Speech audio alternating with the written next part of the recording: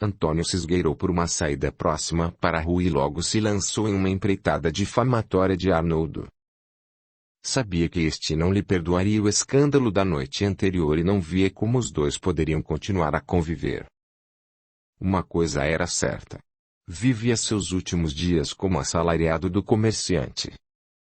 Ou seria colocado para fora ou assassinado.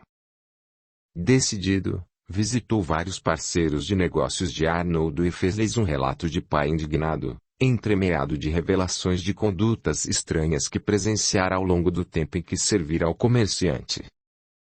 Enquanto a manhã avançava, ele se dedicava a isso. Ocorre que Arnoldo tinha, dentre seus parceiros de negócios, um homem que também era seu companheiro de deboches. Este afetou um ar de virtuoso escândalo, mas logo que pôde enviou uma missiva para o patrão de Antônio. Assim, quando o dia caminhava para sua plenitude, ao atravessar uma viela, Antônio foi assaltado por alguns homens, que o depenaram completamente, ao tempo em que o sovavam de modo cruel, até a morte. Foi no princípio da noite que uma apavorada Angélica recebeu o corpo de seu marido em casa. Ninguém ignorava o que realmente havia ocorrido, mas quem teria coragem de falá-lo abertamente? O velório foi feito ali mesmo na residência de Arnoldo, que magnanimamente se fez presente. Angélica e Matilde entenderam-se entre si no sentido que precisavam manter as boas graças do comerciante, pois, se o tio resolvesse expulsá-las, não teriam para onde ir. Sentindo-se infinitamente desgraçada, Matilde aceitou a posição de concubina oficial de Arnoldo e passou a morar com a mãe em uma rica e afastada vivenda. Quanto a Arnoldo, experimentou um golpe em sua reputação com as revelações feitas por Antônio, a quem passou a votar um ódio terrível. Frequentemente, lembrava-se dele e se tomava de uma fúria descomunal. Tinha ímpetos de se vingar do falecido de mais algum modo. Apenas não matava Angélica por causa de Matilde, mas abominava vê-la na casa em que mantinha sua jovem amante. Entendendo-se indesejada, a viúva de Antônio buscava se tornar invisível. Ao tempo em que estava arrependida do papel que desempenhara nos episódios que culminaram na perda de sua filha e na morte do esposo, ela desenvolvera um profundo ódio de Arnoldo. Em silêncio, planejava prejudicá-lo. Aconselhou ao filhar a se fazer mais e mais importante para ele, enfronhar-se em seus negócios, a fim de obter todas as vantagens possíveis. A Matilde, a ideia pareceu inicialmente ruim, mas ela logo se apaixonou pela perspectiva de punir Arnoldo por todo o mal que lhe fizera. Convenceu-a a lhe deixar retomar o trabalho nos entrepostos, fazendo-se sua companheira não apenas no leito e na casa em que vivia, mas também nos negócios. Pouco a pouco foi se assenhoreando de tudo. Arnoldo se tornava cada dia mais dependente de Matilde, a quem passara a querer ternamente. Irene detestou a novidade, mas não houve nada que pudesse fazer. Gradualmente, viu-se na condição de submetida a Matilde, que não lhe perdoava a chantagem pretérita. Esperta, a amante de Arnoldo passou a manter criados fiéis em postos-chave, para saber de tudo o que ocorria. Assim, descobriu que Irene estava grávida de um de seus pretendentes, por quem se apaixonara. A jovem hesitava em fazer um aborto, na esperança de se casar como jovem. Entretanto, a prejudicada reputação de seu avô tornava a situação complicada. Ciente do ocorrido, Matilde cuidou de alertar Arnoldo da situação da neta. Embora fosse venal, ele era orgulhoso e se tomou de uma fúria terrível com a perspectiva de ter um neto bastardo. Matilde, que não mais engravidara, convenceu de que a gestação deveria ser mantida em segredo, com proibição de que Irene visse ou fosse vista por qualquer pessoa. Para tornar o plano exequível, a jovem foi enviada, junto com alguns servos de confiança, para ficar em uma fazenda afastada. Após o nascimento da criança, Matilde pretendia criá-lo como se fosse seu filho. O comerciante, cada vez mais apaixonado, e vendo tudo pela lente dos olhos de Matilde, achou a solução perfeita. Ninguém pensou na tristeza da mãe, que seria privada do próprio filho logo após o período de aleitamento. Tudo foi feito como combinado. Pouco mais de um ano depois, Matilde criava como se fosse seu filho um bebê de nome Henrique. Quanto a Irene, foi forçada pelo avô a contrair matrimônio com o administrador da fazenda em que tivera criança. Capítulo 20. Almas em redenção. As coisas iam nesse diapasão, quando a saúde de Arnold começou a dar sinais de fragilidade. Ele não sabia, mas Matilde e Angélica ministravam em sua alimentação medicamentos destinados a acalmar seu apetite de amor. Esses preparados terminaram por envenená-lo e ele fornecia a olhos vistos. Certa noite, Arnold acordou tomado de grande sufocação, com calor e dificuldade para respirar. Tinha as faces congestionadas e sofria muito, como vinha ocorrendo há vários meses. Não encontrou a concubina na cama ao seu lado e saiu a andar pela casa. Foi quando a vislumbrou em uma espécie de área que dava para um pátio interno, conversando com a própria mãe. Estarrecido, ouviu-as falando em como as beberagens que preparavam para ele estavam dando resultados. Angélica mostrava um profundo ódio dele e comentava com desprezo sobre como parecia velho e acabado.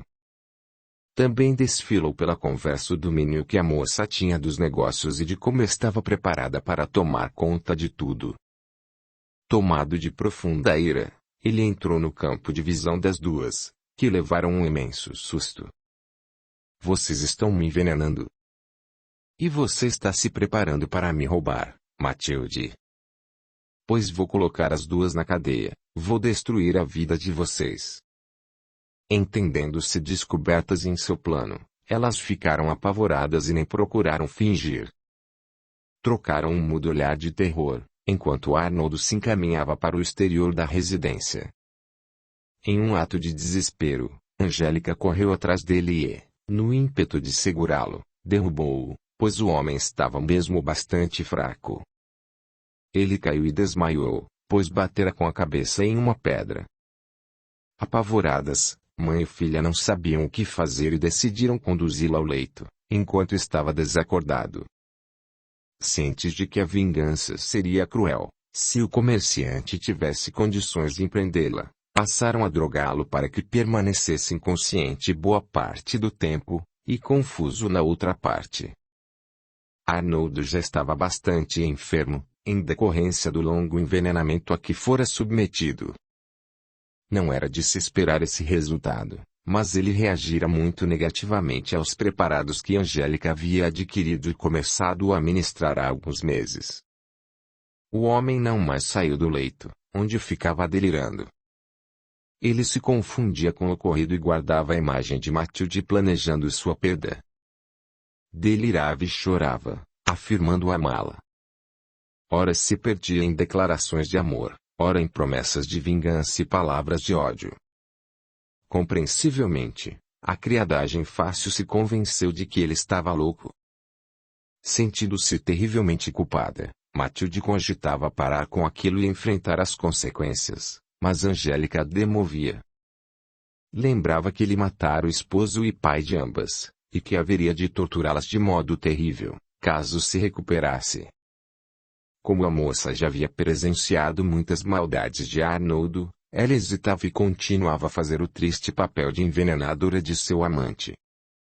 Audiolivro realizado pelo canal Surya Chand Audiobook. Com a mente confusa, Arnold por vezes parecia adquirir alguma lucidez e mirava Matilde por entre lágrimas, o que a fazia se sentir imensamente mal. Como o homem não era mesmo jovem, e estava sendo envenenado há um tempo considerável, não resistiu muito e em poucas semanas foi a óbito. Sempre instigada pela mãe, Matilde subtraiu uma parte do patrimônio do finado, em prejuízo de seus netos, e cuidou de se retirar do local, levando seu filho. Infelizmente para ela, o menino não viveu muito tempo e morreu em decorrência de uma gripe que se agravou. Matilde agora era rica, morava em uma fazenda afastada em companhia da mãe. Não tinha filhos nem esperança de tê-los, havia perdido para sempre o afeto de Bernardo e o respeito por si mesma.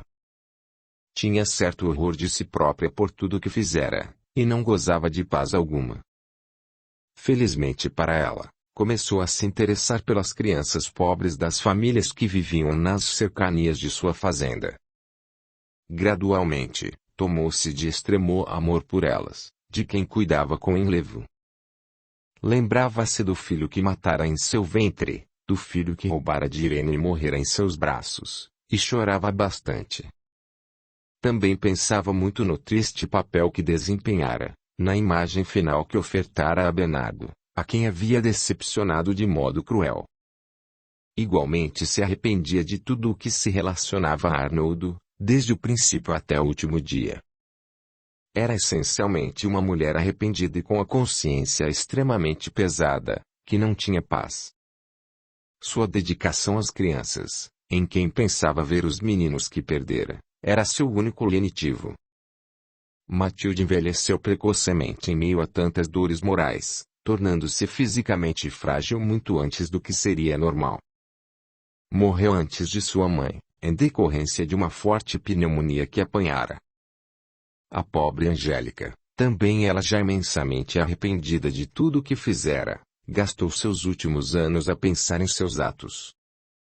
Recordava como incutira na filha gostos vãos, de como incentivara a manter o relacionamento espúrio com Arnoldo. Sentia-se culpada da morte do esposo, como se houvesse matado com as próprias mãos. Quanto a Arnoldo, sua culpa era igualmente grande. Embora o ódio que lhe voltara durante certo tempo, em determinado momento não conseguiu se impedir de reconhecer que o assassinara. Perceber-se como uma mãe venal, uma mulher gananciosa que perdera a própria família, e também como assassina, tudo isso a torturou por longos anos. Também ela, que ficara com os bens de Matilde, buscou gastá-los com atividades de benemerência. Muitos anos após a morte de sua filha, era uma velha amargurada, mas que muitos reputavam extremamente bondosa. Quando a elogiavam, Angélica sentia um desgosto profundo. Sabia que dava o dinheiro que conquistara à custa da felicidade de sua família, da vida de um homem e dos direitos dos herdeiros dele. O tempo passou e o dia da morte de Angélica chegou. Foi honrada e pranteada por todos aqueles a quem havia beneficiado por longos anos. Irene viveu em relativa paz com o marido que seu avô lhe impusera, um homem mais velho chamado André, que possuía bom coração e a tratava com muito carinho. Ela teve outros filhos, mas jamais conseguiu esquecer o menino que haviam arrebatado de seus braços com poucos meses de idade. Sentia um ódio profundo de Matilde e de Arnoldo, sentimento este que cultivou até o fim da vida. Eu analiso todos esses fatos, tantas decisões infelizes tomadas pelas pessoas cuja vida acompanho, e me tomo de compaixão. Entendo as causas das dores que experimentaram na existência em que novamente se reuniram para acertar suas contas com a justiça divina. Compreendo os desdobramentos e noto como muitos evoluíram e amadureceram, enquanto outros parecem pouco ter aprendido. É impossível deixar de observar o funcionamento perfeito da lei divina, a recolocar as peças da engrenagem da vida desses seres, a fim de aprender que é impossível causar sofrimentos ao próximo sem experimentá-los na sequência. São tantos detalhes ricos de transcendente significado. A jovem Irene chantageara Matilde, em razão de seu relacionamento espúrio e da gravidez que a ele se sucedera. Também ela, em essência leviana, terminara por sucumbir ao peso de chantagem semelhante. Claro que poderia ter sido diferente. Irene poderia ter se mantido na condição de esposa digna, que jamais teria sido chantageada. Mas o ponto é que ela portava em si o vício que apontara na vida de outra mulher, tão infeliz quanto ela. Digo isso para que não se pense que os erros devem se perpetrar, o que constitui um equívoco. O acerto com a consciência cósmica faz-se primordialmente pela retificação da própria intimidade, que deve enriquecer-se em ternura e dignidade, para espalhar-se na forma de bênçãos que se repartem com os sofredores do mundo. Mas quem não toma as decisões e as atitudes necessárias, ainda que a custo de duras retificações, candidata-se naturalmente a sofrer o que fez os outros sofrerem. Isso para que aprenda sobre a igualdade essencial dos homens em face da dor, e perca o gosto de espalhar misérias e tragédias nos caminhos alheios. São muitos os detalhes que o leitor atento poderá perceber, como a evolução de Matilde, que se tomou de amor pelas crianças pobres, amor este que levou para a existência posterior. Também é digno de nota que ela se apoderou do filho de Irene, para depois sofrer na própria pele a dor de uma mãe privada da presença de um filho. Entretanto, se observei a origem de muitas dores, meu desejo de entender os desdobramentos de tantas opções infelizes permanece. Sinto que é necessário avançar no tempo, para surpreender os personagens já tão conhecidos quando novamente se reuniram, após a vida em que Arnoldo foi um temido comandante de guerra. Mas uma vez eu lanço minha percepção no infinito, tentando identificar a presença desses seres cuja história aos poucos desvendo. Gradualmente, vou identificando o ritmo correto, sinto o pulsar do éter cósmico e me deixo envolver, ao sabor de uma tranquila intuição. De repente, é como se um vagalhão me sacudisse e o tempo parecesse passar de forma extremamente rápida. Em dado momento, sinto que devo observar de forma detida o que ocorre. Identifico um pequeno órfão a quem falta tudo. Seus pais morreram e ninguém quis cuidar dele. O pobre é desgracioso, com uma perna mais curta do que a outra, e possui o braço direito mirrado. Além de tudo, uma doença de pele lhe torna o aspecto muito desagradável. Que idade teria? 8, 9, 10 anos? Não consigo identificar, pois é sofrido demais. Ganha a vida pedindo esmolas. Tem de tomar cuidado, pois sua aparência o torna constantemente alvo de perseguição, como se fosse um amaldiçoado. Para completar suas desgraças, o pequeno tem os lábios fendidos e sua voz soa algo grotesca. Não preciso prestar muita atenção para identificar Arnoldo, novamente no palco do mundo. Ele passava fome, frio e solidão. Além de tudo, era revoltado, pois se sentia um injustiçado. Observava as crianças que eram amadas e protegidas e sentia raiva da humanidade. Se pudesse, esmagaria todas as pessoas que cruzam seu caminho. Felizmente para ele, passara o tempo de seu poder, quando infundia medo nos outros. Estava em um momento de penitência, em que precisava espiar para retificar seu modo de ver e sentir a vida. Durante muito tempo fora poderoso e distribuíra desgraças e causara dores sem fim. Ainda não vivia o momento do resgate, pois não estava pronto para isso. Resgatar pressupõe trabalho ativo no bem, algo próprio de um espírito maduro. Arnoldo simplesmente sofria o necessário para perder o gosto por causar dores nos semelhantes. O tempo passava e ele penava muito. Não chegava a morar embaixo da escadaria que havia atrás de uma igreja, apenas se escondia ali durante a noite, de onde saia logo cedo. Durante o dia, vagava pela cidade e pelos campos tentando obter alimentos. Em certo momento, a desnutrição e a carência de tudo o levaram a melhor sobre seu corpo já fraco. Era noite, chovia e fazia frio, e ele tiritava, tomado de forte febre. Tinha apenas um cobertor surrado e era uma figura lamentável. A que situação o egoísmo e o orgulho de Arnoldo conduziram? Era de se temer que não conseguisse suportar a provação, que desencarnasse naquela noite mesmo, pois seria muito cedo. Pouco aprendeu, continuava um espírito rebelde. Mas ele aguentou, pois era necessário que vivesse. Na manhã seguinte, permaneceu no local, pois não tinha forças para sair. Ardia em febre e tossia muito. Era a imagem da dor e do abandono. Perto da hora do almoço, duas jovens se aproximaram bastante alegres. Eram freiras que se encaminhavam para a igreja, que costumavam limpar e adornar. Elas ouviram o barulho produzido pelo pequeno Arnold e resolveram verificar o que ocorria, um tanto receosas. Depararam-se com o rapazinho privado de tudo, assustaram-se com sua aparência. Mas, como eram cristãs genuínas, imediatamente sentiram compaixão do enfermo. Tentaram falar com ele, que não pareceu entender, em seu delírio febril. Por Deus, irmã Matilde, precisamos acudir a esse rapaz. Fique aqui com ele, irmã Angélica. Vou falar com o padre e já volto. Não demorou muito e Matilde retornou com o padre André. Ele está muito mal, padre. O que faremos? Vamos abrigá-lo na casa paroquial. Não deve ter família nem qualquer recurso. As três criaturas bondosas rápido providenciaram a remoção do infortunado Arnoldo.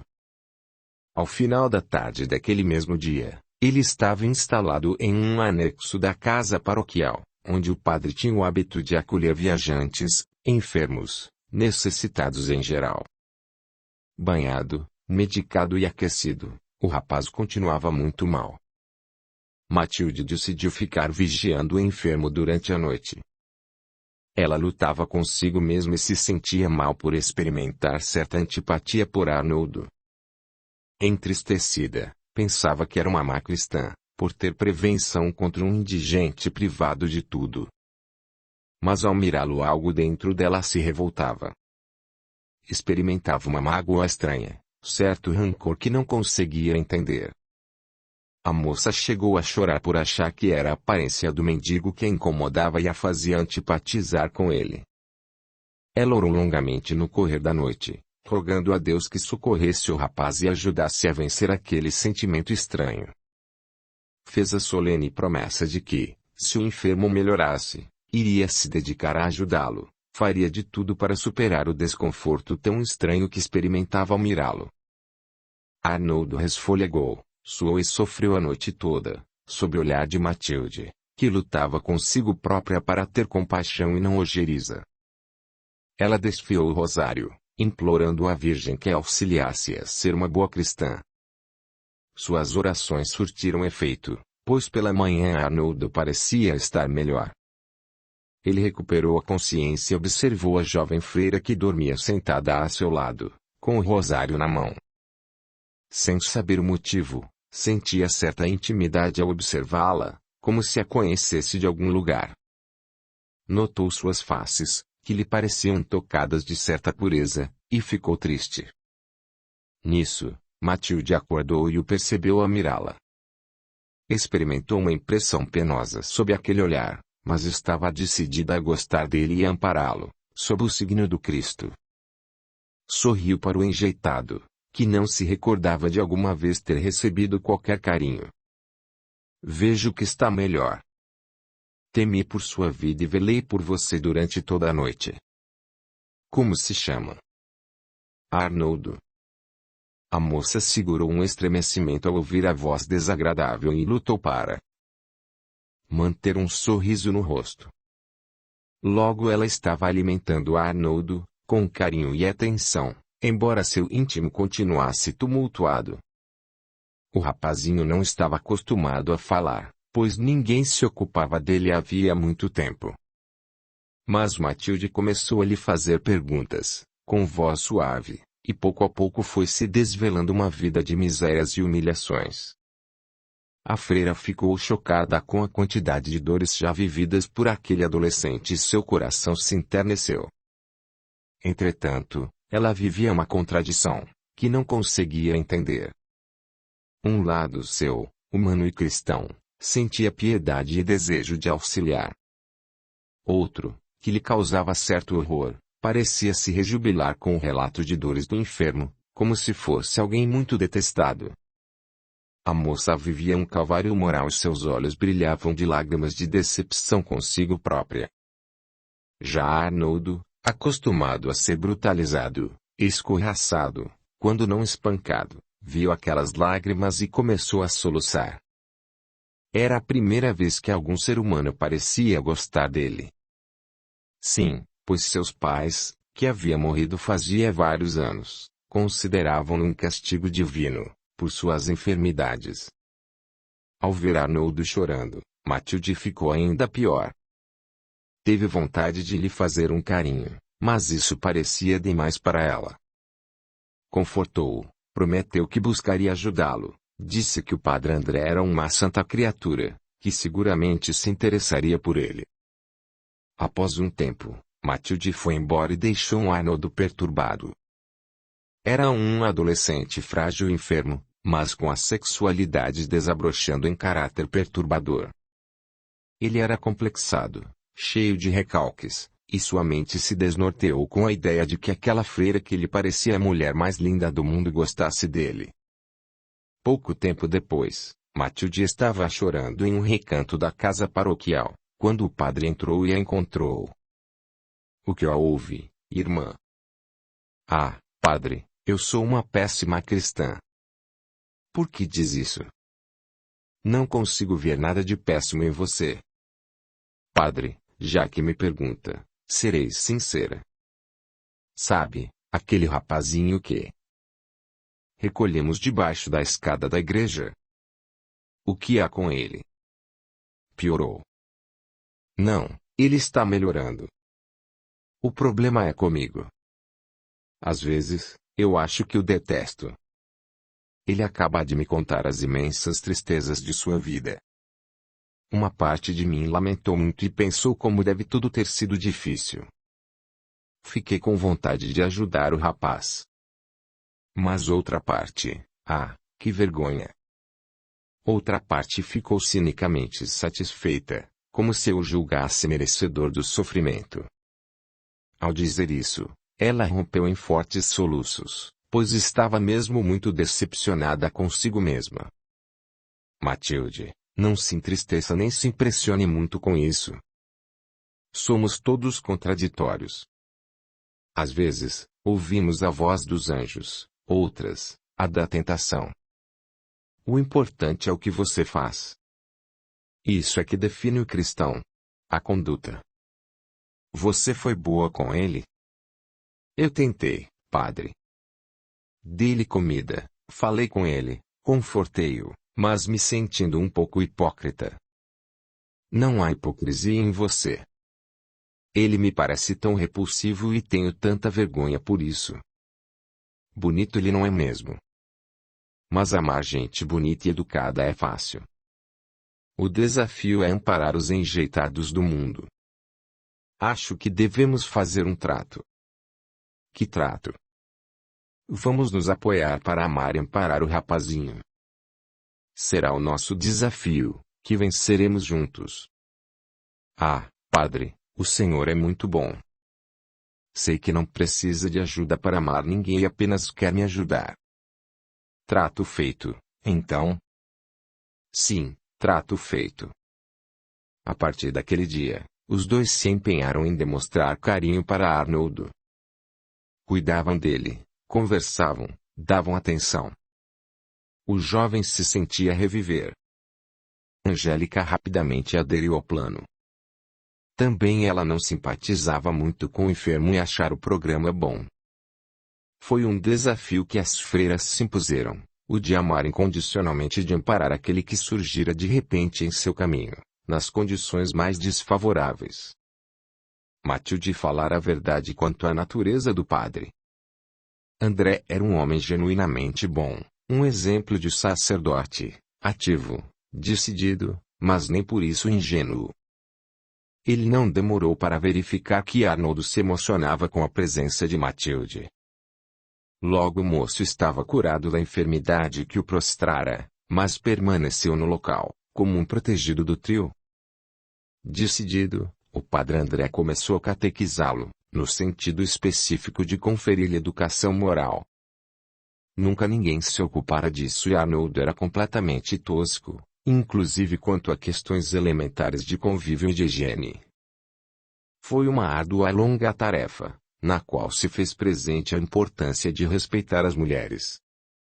O padre deixou absolutamente claro que Matilde e Angélica eram dedicadas a Deus e não podiam ser cobiçadas, mas apenas amadas fraternalmente. Os exemplos da vida de Jesus desfilaram pela boca inspirada do padre para um Arnold um tanto cético e desgostoso. Ele não se rebelava, pois gostava do conforto da casa paroquial. Não mais passava fome nem frio, não precisava sair pedindo pelas ruas, não apanhava de meninos malvados. Mas tinha de se sujeitar a uma educação rígida, a falar corretamente, sem palavrões. Especialmente, precisava controlar a paixão que sentia por Matilde. Demorou muito para a moça experimentar algum arrefecimento em sua prevenção com Arnoldo. Angélica teve mais facilidade, embora também não tivesse nenhuma preferência por ele. O rapaz era em essência um revoltado e, logo que desenvolveu alguma intimidade, mostrou-se insatisfeito e reclamador, mal agradecido, parecendo que fazia um favor em permanecer no local. As moças se agastavam com ele e experimentavam com frequência o desejo de mostrar-lhe a porta de saída. Mas o padre André a tudo contornava. Chamava a atenção de Arnoldo com vigor, educava-o, fazia com que admitisse seus erros. Assim os anos foram passando, com Arnoldo com constantes crises morais e de saúde. Ele nutria uma violenta paixão por Matilde, que nem era tão secreta assim. Quando percebia os olhares que ele lhe dedicava, a freira estremecia, sentindo-se ultrajada. A saúde frágil de Arnold era um poderoso auxiliar de todos. Ele frequentemente passava mal, sua pele piorava muito, ardia, coçava, cobria-se de pústulas. Isso sem falar em outros pequenos problemas, normais para todo mundo, mas que nele sempre tinham uma intensidade maior. Quando tinha em torno de 20 anos, Arnoldo viu sua saúde piorar sensivelmente. Em decorrência de sua estrutura física prejudicada desde sempre, com as pernas desiguais, ele passou a ter um grave problema de coluna e logo não conseguia mais andar. Ficava preso o dia todo em uma poltrona, com frequência reclamando de tudo e exigindo atenção. Acostumados, os três não mais valorizavam aquelas crises. Brincavam com ele, debochavam de como parecia um velho reclamão. A saúde dele foi piorando e em breve não mais saía da cama, sentindo constantes dores. Os anos que se seguiram foram preciosos para Arnoldo, Matilde e Angélica. Ele penava na cama, em um suplício doloroso perene. Suas dores, por força da misericórdia divina e dos cuidados que recebia sem cessar, não chegavam a ser lancinantes, mas jamais o abandonavam. As freiras, com o passar do tempo, perderam suas prevenções e desenvolveram carinho por ele. Angélica teve mais facilidade nesse processo, pois havia sofrido menos nas mãos de Arnoldo no passado. Mas mesmo Matilde em determinado momento teve seu coração tocado pela trajetória daquele homem tão infeliz, tão frágil e carente de atenção. À medida que Arnoldo definhava no leito, também definhavam os sentimentos doentios que o vinculavam a Matilde e a Angélica.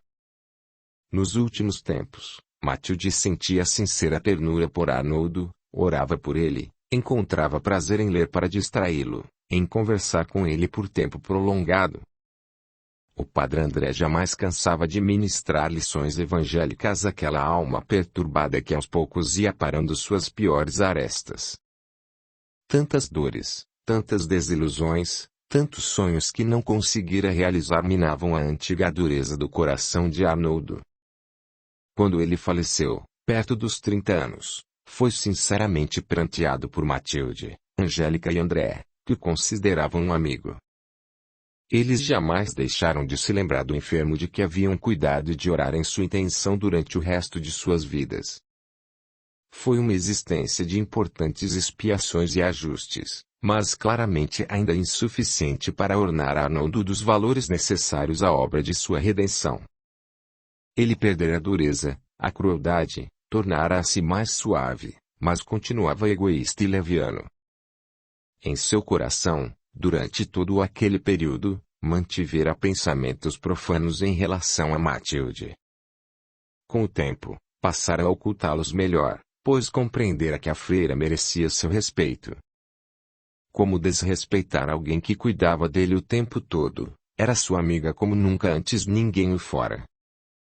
Matilde, Angélica e André viveram até atingir idades avançadas, sempre mantendo conduta digna. Capítulo 21. No Tribunal da Consciência. Ao perceber como tudo se encaminhara bem para eles, especialmente para as freiras, que conseguiram reajustar seus sentimentos em relação a Arnoldo, fico feliz. Compreendo que foi uma vida bem proveitosa para todos os envolvidos. Contudo, percebo que a narrativa deve se estender um pouco mais, pois há alguns laços sobre os quais seria interessante verificar como e quando se purificaram. Então, repito a antiga operação de sondar o éter cósmico com o específico propósito de identificar a próxima encarnação de Arnoldo. Quero ver como ele ressurgiu no mundo e esse desejo intenso guia minha percepção pelo espaço e pelo tempo. Em dado momento, sinto que preciso prestar atenção no que ocorre. Passava-se uma cena bucólica, de uma dama com 2 filhos, dos quais cuidava com grande carinho. Tratava-se da senhora Gerana e seus filhos Antônio e Arnoldo. Era a viúva de Armando, rico comerciante, que deixara a família amparada no sentido financeiro. Armando morrera bem jovem, logo após o nascimento de Arnoldo, que era o filho caçula. Gerana contava com o auxílio de um intendente, que administrava os negócios da família. Ela se dedicava aos cuidados dos pobres, sendo presença constante nas atividades beneficentes mantidas pelo padre André na casa paroquial. Desde cedo, cuidara de incutir nos filhos importância dos cuidados com os pobres e dos valores cristãos em geral. Não teve a menor dificuldade com Antônio, que desde a infância mostrava grande pendor para a religião e inclusive desejava se tornar padre. Já com Arnoldo a situação era mais complicada. Ele não tinha mau coração, mas era um tanto egoísta e leviano. Logo na adolescência, começou a mostrar pendor para o jogo e para relacionamentos de conveniência. A mãe, atenta, tudo fazia para educar o rapaz, que era mais sem juízo do que mau. Gerana cedo desenvolveu um importante problema cardíaco, que a fazia ficar em casa, sem poder sair com frequência para a rua. Percebendo que não viveria muito, cuidou de sondar o espírito do filho mais velho.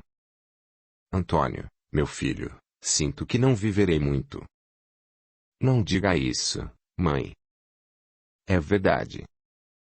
Você sabe que devemos aceitar a vontade de Deus. Não há razão para ignorarmos que estou a cada dia mais doente. Morrer não me assusta. Apenas me preocupo com você e com seu irmão. Não gosto que fale em sua morte. Isso não é algo de que se possa gostar ou não. Preciso conversar seriamente com você. O rapaz lançou um olhar inquiridor para a mãe. Antônio, sei que você quer ser padre.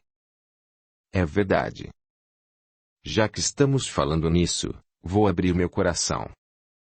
Nunca entendi por que a senhora sempre me pede para esperar, para pensar melhor. O que há de errado com minha vocação?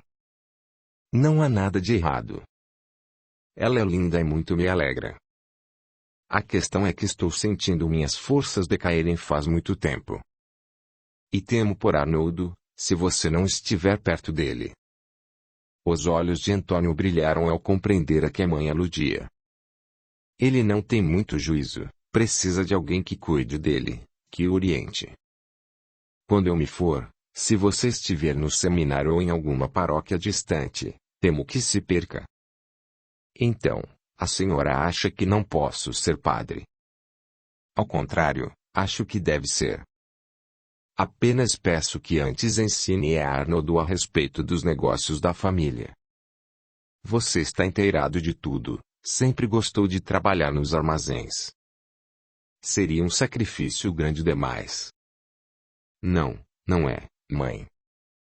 Talvez pelo fato de o pai ter morrido tão cedo e eu ser bem mais velho do que meu irmão, sempre o considerei um pouco como meu filho. É o meu melhor amigo. jamais poderia ter paz sabendo que ele pode estar tendo dificuldades. Você é um bom homem, meu filho. Sabe, mãe, não sei ao certo a razão, mas sinto uma necessidade profunda de olhar por Arnoldo. É o seu bom coração falando. Antônio era realmente 10 anos mais velho do que Arnoldo, de modo que figurava para este um pouco a conta de um pai. Ao menos era assim que Antônio via a situação, pois o irmão mais novo parecia manter certas reservas em relação ao mais velho. Viu como a um sabichão, achava um tanto irritante com o que considerava uma carolice despropositada. Alguns meses após essa conversa, Gerana morreu, e Antônio passou a tutelar a casa e os negócios da família. Arnoldo sentiu sinceramente a ausência da mãe e não se conformou com facilidade com a situação de subordinado de Antônio. Este se esforçava ao máximo para cuidar do irmão mais novo, orientá-lo, mas sempre encontrava alguma resistência. Com o correr dos anos, tanta dedicação rendeu frutos. Estabeleceu-se uma relação fraterna entre eles. Malgrado seu, Arnoldo foi se deixando tocar pela constância do irmão em protegê-lo. Ele tinha o hábito de reclamar e de se achar injustiçado, então buscava defeitos em Antônio, montava discursos mentais das vezes em que ele o aborrecera, impedira seus projetos. Havia, é preciso reconhecer, certa mágoa secreta que Arnoldo mantinha em relação ao irmão, sem que ele lograsse perceber a origem. Era como se o outro fosse seu eterno devedor. Mas, morando apenas eles na ampla residência, o convívio forçado estabeleceu importante vínculo de parceria. Esta parceria apenas não era mais profunda porque Antônio precisava colocar freios no ímpeto gastador de Arnoldo. Este tinha hábitos dispendiosos, em particular gastava muito dinheiro ao frequentar certa casa de má reputação. Era um misto de bordel e de antro de jogos, mas muito sofisticado e discreto. O ambiente em questão pertencia a um importante político da região, que contava com auxílio de policiais para manter a ordem. Corrupto, o político aliciava agentes policiais para que atuassem como seus seguranças e capangas fora do expediente de trabalho da delegacia e mesmo durante ele. Tais agentes cobravam contas, assustavam devedores, colocavam ordem no ambiente, uniam os que eram motivo de algum tumulto. Assim, à custa de força bruta e violências, subornos, ameaças e dinheiro, a casa em questão era muito organizada e atraía a elite corrupta da cidade.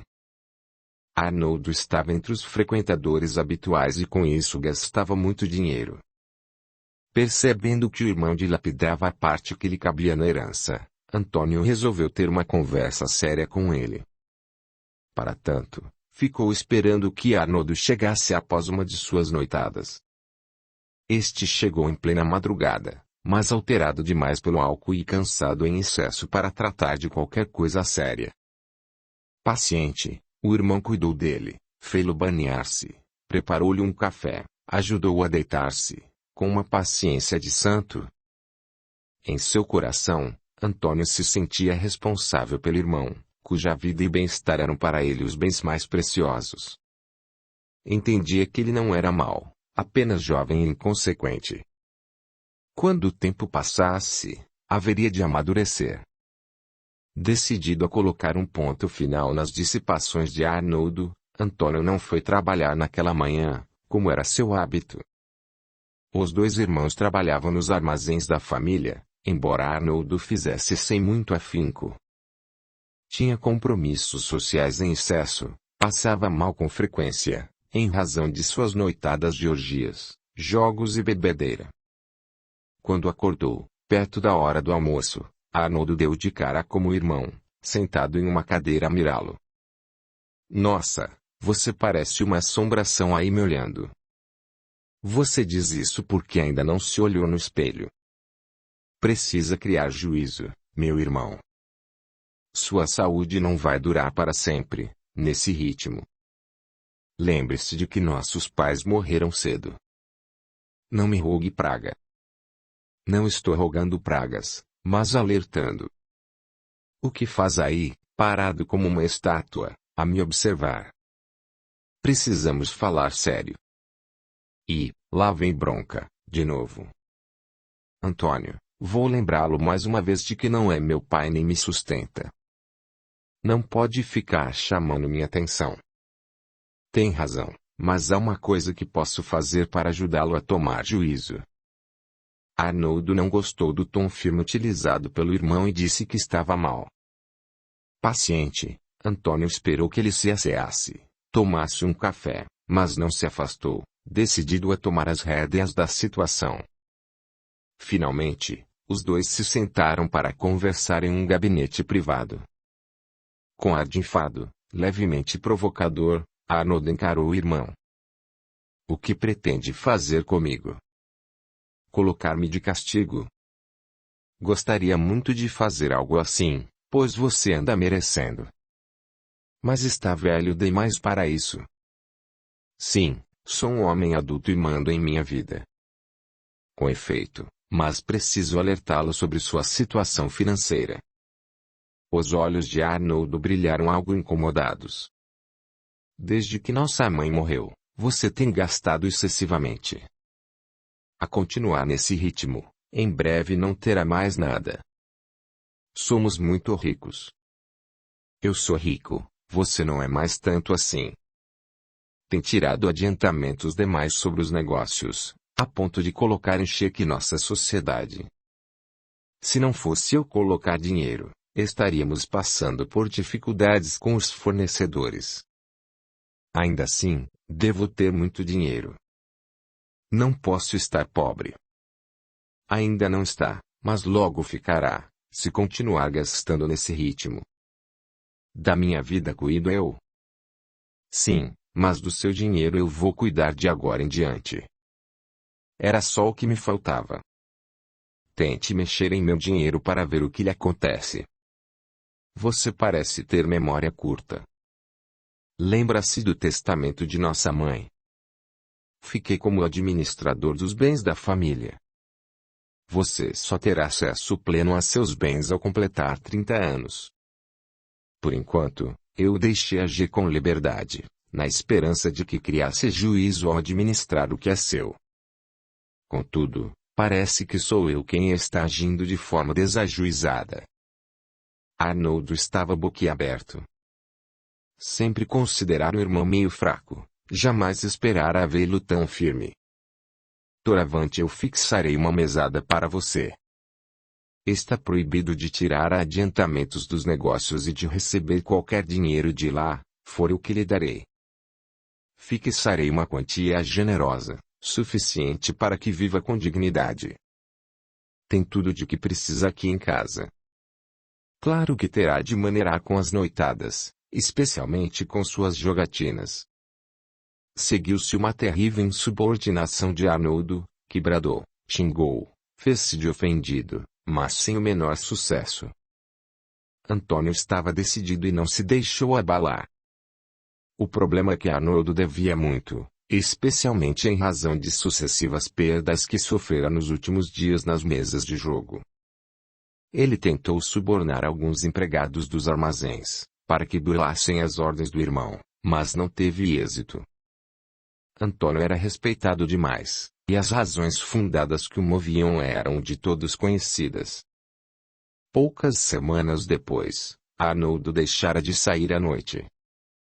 Não por ter criado juízo, mas por medo das cobranças cada vez mais insistentes que lhe eram dirigidas. Certa tarde, quando passava perto da delegacia, um policial o abordou. Senhor Arnoldo, o delegado quer falar com o senhor. Não posso falar com ele agora, estou ocupado. O agente, com um gesto, mostrou-lhe o revólver. É urgente, senhor. Ele me deu ordens para levá-lo, por bem ou por mal. Suando frio, Arnoldo se encaminhou para a delegacia. Em pouco tempo, estava sozinho com o delegado, na sala dele. Senhor Arnoldo, há dias que busco lhe falar. Parece que tem fugido de mim. Não mais comparece no estabelecimento do Dr. Frederico. não tenho passado muito bem. Serei sincero, Sr. Arnold. Sua dívida com o doutor precisa ser satisfeita logo. Ele tem sido paciente em atenção a seu histórico. Sempre pagou seus débitos no prazo. Mas já faz 2 meses que deve simplesmente desapareceu. Estou com pouca disponibilidade no momento. E quando terá essa disponibilidade? Não posso afirmar. Logo, espero. O doutor Frederico pediu para eu ser claro com o senhor. Ele soube que seu irmão tomou as rédeas do dinheiro da família e passou a lhe dar apenas uma modesta mesada. Como ele soube disso? O doutor tem informantes em todo lugar. A questão é a seguinte. Tem 2 semanas para pagar a dívida ou ele colocará o senhor na cadeia. Ele não pode fazer isso comigo. Claro que pode. O senhor deve não paga. Isso da cadeia. Passo por um momento difícil. Todo mundo passa. Por isso, o doutor precisa receber o dinheiro. Venha comigo, quero lhe mostrar uma coisa. O delegado tomou Arnold pelo braço e o conduziu para ver as celas escuras, feias e frias, cheirando a mofo. Havia alguns elementos mal encarados, que lançaram olhares de mofa e desrespeito a Arnold, que se apavorou. A vida aqui é difícil. Especialmente para quem deve para o Dr. Frederico. Ele é um benfeitor nosso. Todos sabem que ele não lucra nada em ter devedor preso. O doutor quer mesmo é receber. Assim, aqueles que têm débito com ele, acabam tendo algumas complicações aqui. Especialmente para um homem como o senhor, bonito e acostumado a ser bem tratado, a coisa pode ser bem difícil. Ao dizer isso, lançou um olhar malicioso para um apavorado Arnold. Em razão de seu histórico espiritual, das vezes em que se verá imobilizado, e também de períodos que passara em regiões infelizes do plano espiritual, o irmão de Antônio tinha pavor da ideia de ser preso, de ter a própria liberdade cerceada. Audiolivro realizado pelo canal Surya Chand Audiobook. De modo surpreendente, ele começou a chorar, virando motivo de chacota dos presos, que lhe dirigiram comentários do mais baixo calão. O delegado conduziu para a própria sala, deu-lhe água, com brilho de desprezo nos olhos. Tem 2 semanas para fazer o pagamento. Não tenho de onde tirar o dinheiro. Peça para seu irmão. Os negócios da família são prósperos. Nunca vi meu irmão tão firme. Ele está decidido a me manter com pouco dinheiro. Acha que preciso criar juízo. Ora, se seu irmão é o problema, livre-se dele. Como assim? Tenho 2 camaradas que podem fazer um serviço limpo. Seu irmão parece que não o respeita, trata-o como a uma criança. Impede que gaste seu próprio dinheiro. Se ele desaparecer, todos os seus problemas se resolverão. Poderá pagar o Dr. Frederico e ficará novamente rico, podendo gastar e viver como merece. Arnold olhou chocado para o policial, inclusive porque a ideia não lhe pareceu tão odiosa como deveria. Ele foi embora e passou dias de intenso medo. Via-se preso na cela, sendo maltratado e abusado, e suava frio. De outro lado, desenvolvia uma espécie de ódio do irmão, a quem acusava de insensível. Tentou convencê-lo a lhe adiantar mais dinheiro, sem especificar a razão, mas não teve êxito. Ele se debatia sem saber o que fazer, quando o prazo venceu. Nisso, seu irmão avisou de que dentro de alguns dias se afastaria da cidade a negócios e permaneceria fora por algumas semanas. Foi o golpe de misericórdia para Arnold. Ele esperava cada dia achar uma solução. Não mais saía na rua, fingindo-se de doente, mas morto de medo de ser novamente abordado pelos policiais. Contudo, sabia que, a partir do momento em que sua prisão fosse pedida, estaria perdido. Passou uma noite em claro, pensando e temendo ser preso, noite esta em que se convenceu de que seu irmão o prejudicava demais. Infelizmente para ele, a ideia do irmão assassinado por malfeitores parecia-lhe justa de algum modo. Era como se em sua mente isso repercutisse uma imagem antiga. Sentia-se injustiçado por ele, cuja rigidez o colocava na situação de preso dentro da própria casa, e sujeito a ser realmente colocado na prisão. Não passou pela cabeça de Arnoldo ser sincero com o irmão e expor o que lhe acontecia. Estava tão tomado de medo, que receava com isso fechar sua única esperança de liberdade. Apoderar-se de todo o patrimônio da família. E se o irmão dissesse que ele tinha de encarar as consequências dos próprios atos e se deixar prender? Assim, na manhã do dia seguinte, foi um assustado Arnoldo que se encaminhou para a delegacia. Nela, acertou os detalhes do que seria o negócio mais triste de sua vida. O assassinato de seu dedicado irmão. Ele estava meio insano de medo, revivendo antigas mágoas, conscientes e inconscientes, convencido de que era um injustiçado, de que o irmão o prejudicava para dispor do que era dele. Ficou combinado que Antônio seria abordado naquele dia mesmo. Ele tinha o hábito de frequentar novenas e haveria uma logo mais à noite. Arnoldo sentiu-se doente o resto do dia.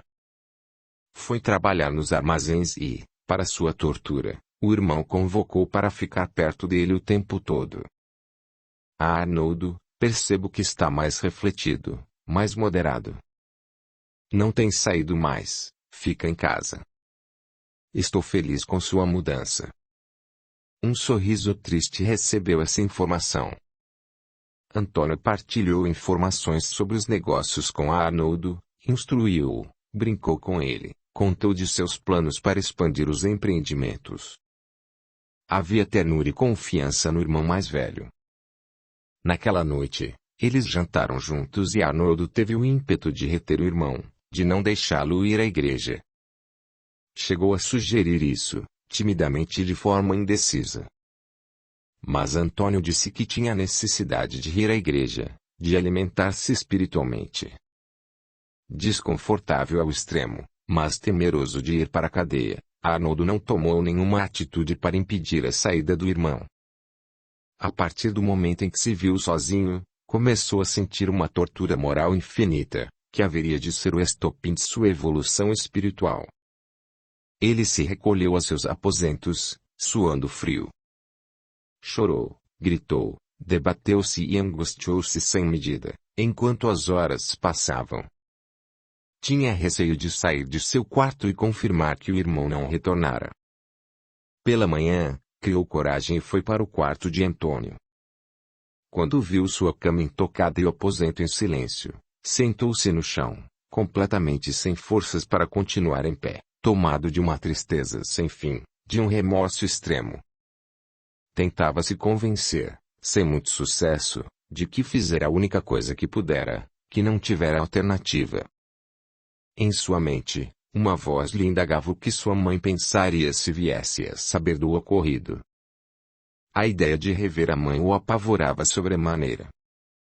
Arnoldo finalmente se convenceu de que não podia parecer culpado, de modo que se banhou, vestiu-se e fez de conta que cuidava de alguns papéis, isso para que os empregados da casa de nada desconfiassem. Foi perto do almoço que o delegado apareceu e pediu para ser recebido. Arnoldo recebeu onde estava mesmo, na sala principal da casa, de onde os criados podiam ouvir a conversa. Foi assim que lhe foi oficialmente comunicado de que o corpo de Antônio havia sido encontrado em uma viela. Suspeitava-se de que fora abordado por alguns criminosos, ao voltar da novena pelo caminho que habitualmente fazia. Os meliantes, após roubá-lo, haviam-no abatido à custa de porretadas e facadas. Aqueles detalhes cruéis, que o delegado fez questão de fornecer olhando nos olhos, abateram ainda mais o ânimo de Arnoldo, que não imaginara algo assim. Ele fez um discurso que havia ensaiado, no sentido de que, como o irmão costumava sair cedo, não estranhara ao não o encontrar em casa pela manhã. Tudo o que se seguiu foi muito triste e torturante. O velório e o sepultamento de Antônio, que era muito respeitado pela coletividade, enquanto Arnoldo, tomado de um desconforto íntimo cada vez mais intenso, sentia que corria o risco de enlouquecer.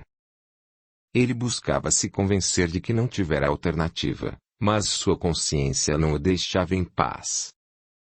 Passava os dias e as noites remoendo o ocorrido. Suas noites passaram a ser uma tortura silenciosa, sempre recordando as figuras do irmão, do pai e da mãe, na solidão da casa que era finalmente toda sua. Durante um tempo, ensaiou retomar suas noitadas, mas sem sucesso. É que pensava ver a figura do irmão a mirá-lo, e isso lhe tirava o entusiasmo. Desenvolveu o hábito de beber sozinho, tomado de um remorso cada vez mais terrível.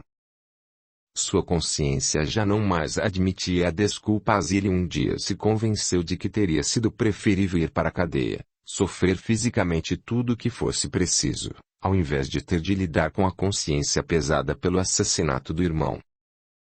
Gradualmente, brotou no íntimo de Arnoldo um imenso desejo de confessar o crime e de ser responsabilizado por ele. O irmão de Antônio flertava fortemente com o alcoolismo e a loucura quando certa tarde, ao passar pela frente da igreja, sentiu uma imperiosa vontade de entrar. Lembrou que sua vítima gostava muito do local e isso o torturou ainda mais, mas após hesitar bastante, entrou no ambiente santo. Este estava fresco e levemente penumbroso, em um clima que convidava a paz e a meditação. Arnoldo sentou-se em um banco e ficou mirando as imagens, em especial a figura de Jesus crucificado. Foi a primeira vez que pensou seriamente no sentido da religião e na figura do Cristo. Lembrou-se das longas conversas que tivera com a mãe, nas quais a história de Jesus estava sempre presente. Pensou que ele fora traído pelo povo a quem tanto amara e ajudara. Fez uma correlação com o que fizera com seu irmão e em seu íntimo algo se partiu. Lágrimas ardentes começaram a lhe rolar pelo rosto, enquanto se ajoelhava, completamente frágil, rogando por um perdão que sentia não merecer. Nisso o padre André entrou na igreja, pela parte de trás do altar, e viu ali o filho de sua falecida amiga Gerana. Observou que o homem orava muito contritamente e ficou feliz. Mas alguma coisa na postura dele lhe chamou a atenção. Temendo que o fiel estivesse tendo uma convulsão, aproximou-se cautelosamente. Mas Arnoldo em verdade soluçava de forma incontida. O sacerdote se aproximou e colocou a mão no ombro do comerciante. "O que tem, meu filho?" Arnoldo pulou de susto, mas ficou de certa forma aliviado ao ver o padre e pensou que poderia lhe contar tudo o que fizera. Com as lágrimas correndo pelo rosto, falou: "Padre, eu sou um pecador, um assassino. Matei o meu irmão." O padre André entendeu que ali havia um drama de grande extensão e abraçou Arnoldo com um carinho infinito.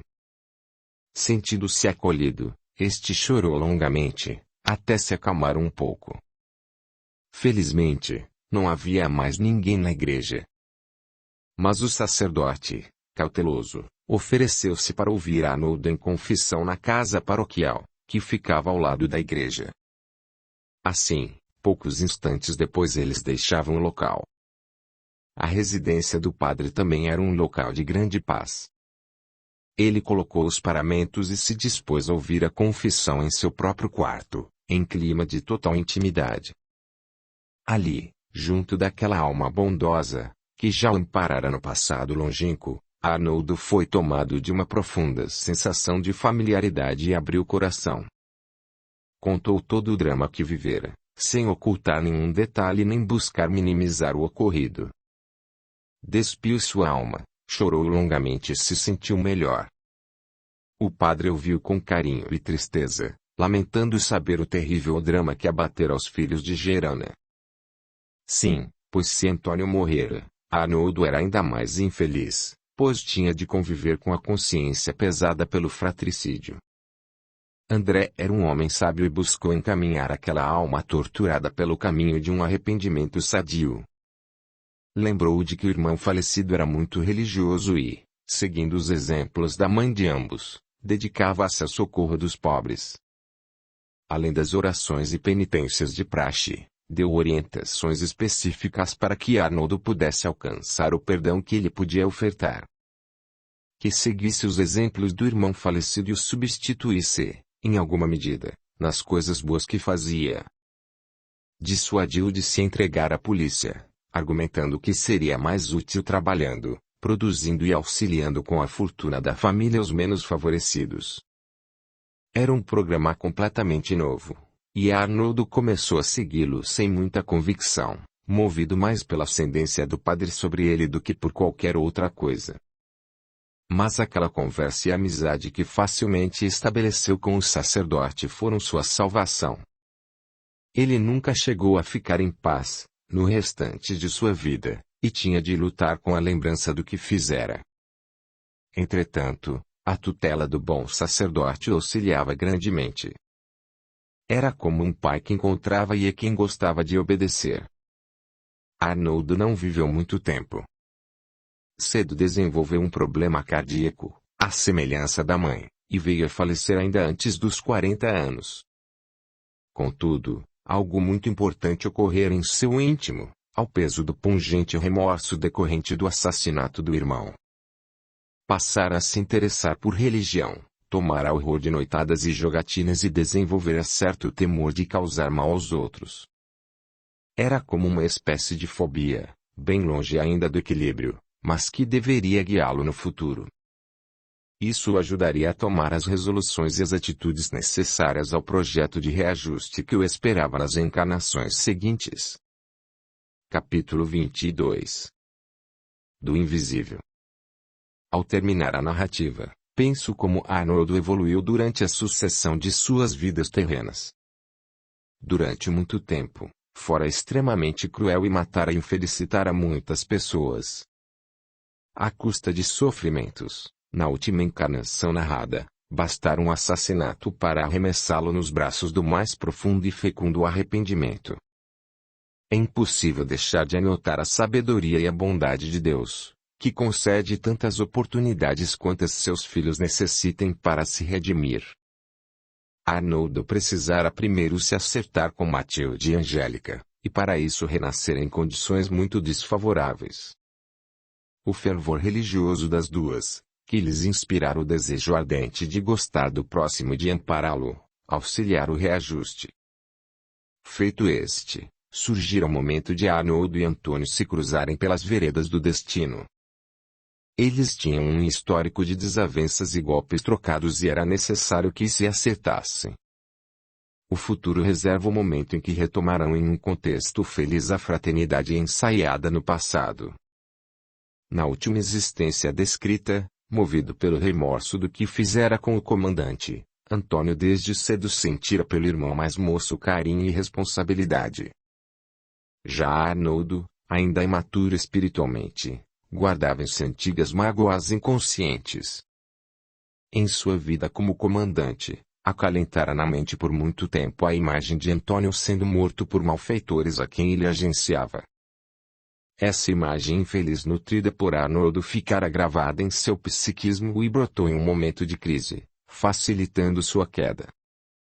Isso bem diz do perigo de acalentar imagens nocivas, do que não se pode ou não se deseja realmente fazer.